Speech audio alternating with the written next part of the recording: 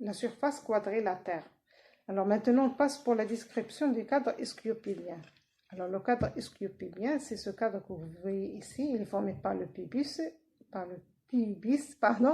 et par l'ischion.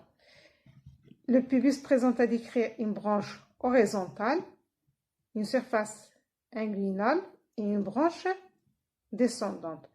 La branche horizontale présente à son tour à décrire une face antérieure, une face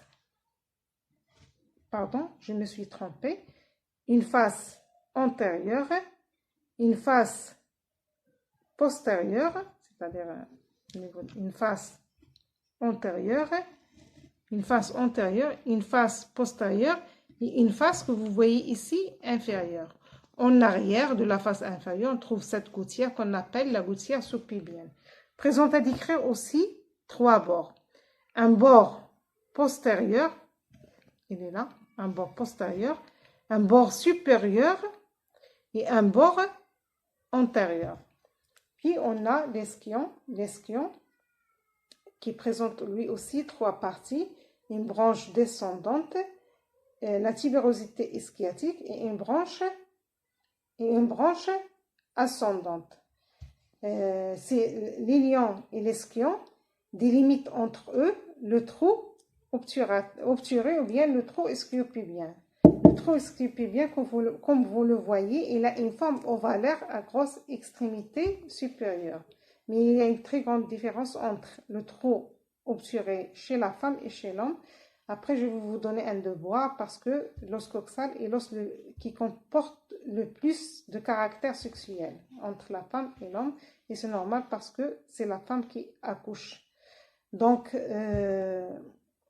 le trou obturateur, il est comblé de membranes obturatrices. Il est situé en avant et en dessous de la cavité cotyloïde. Il est limité par 3 bords.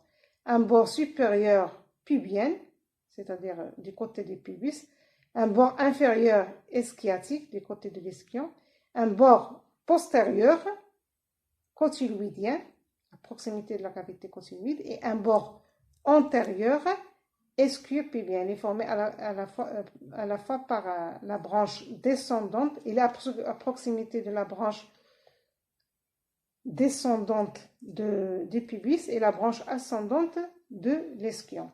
Alors pour les bords, on a 4 bords. On a un bord supérieur, le bord supérieur ou bien la crête iliaque. Il commence par l'épine iliaque antéro-supérieure, puis la crête iliaque proprement dite et il se termine par l'épine iliaque postéro-supérieure.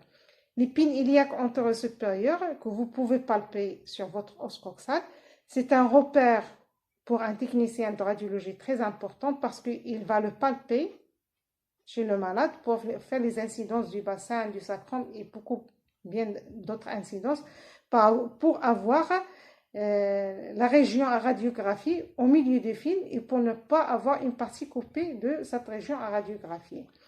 Donc on a l'épine iliaque antéro-supérieure, la crête iliaque proprement dite qui se forme de dodane, les dodanes que vous connaissez sur la rue. Alors qui dit dodane, un dodane dit 2 lèvres. On a la lèvre externe et la lèvre interne. La crête iliaque, il se caractérise aussi par ce sommet, cette partie qu'on appelle le sommet de crête iliaque, que vous pouvez aussi palper sur votre os coxal. Il est aussi d'une importance, il est très important pour un technicien de radiologie parce qu'il l'utilise comme un repère pour les entrages des ASP, des rachis lombaires et bien d'autres incidences. La crête iliaque se termine par l'épine iliaque postéro-supérieure, qui constitue l'angle postéro-supérieur de l'os coxal. Le bord antérieur, on trouve l'épine iliaque postéro-supérieure qui constitue l'intersection entre la crête iliaque et le bord antérieur et qui correspond à l'angle postéro-supérieur de l'os coxal. L'échancrure interépineuses, une petite échancrure qui se situe entre les 2 épines, d'où son nom interépineuse, l'épine iliaque antéro-inférieure, une deuxième échancrure, puis on a l'imminence iliopectinée et on a la face pectignale ou bien la face antérieure de la branche horizontale.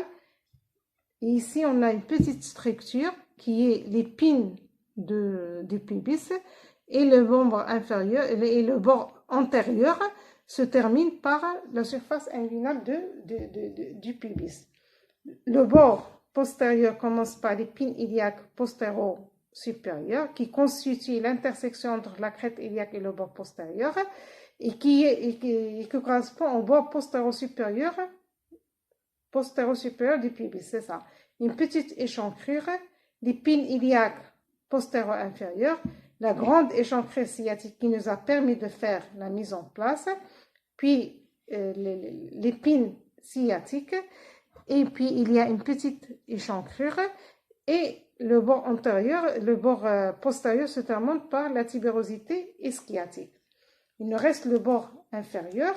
Le bord inférieur, comme vous le voyez ici, il est divisé en deux segments, un segment antérieur et un segment postérieur. Alors, le segment antérieur, il est situé dans un plan sagittal. C'est ce segment que vous voyez ici. Il est situé dans un plan sagittal. Il est occupé par une surface, par une large. En réalité, ce n'est pas le segment antérieur du bord inférieur, ce n'est pas vraiment un bord, mais c'est une surface. Il est occupé par une surface articulaire ovalaire qui va former par la surface articulaire ovalaire du côté opposé ce qu'on appelle la symphyse pubienne. Et bien sûr, entre les deux surfaces, il y a le cartilage. D'accord? Puis, on a le bord postérieur. Donc, alors, comme ça, on a terminé l'étude pratique de l'os coxal. Ce qu'il faut retenir, ce que vous avez fait les objectifs. Et bien sûr, malheureusement, vous ne pouvez pas palper l'os, mais faites votre possible avec tous les supports que je vous ai donnés pour bien maîtriser le cours de l'ostiologie. Et bon courage même pour les autres cours. Et merci pour votre attention. Si vous avez des questions, n'hésitez pas à les poser.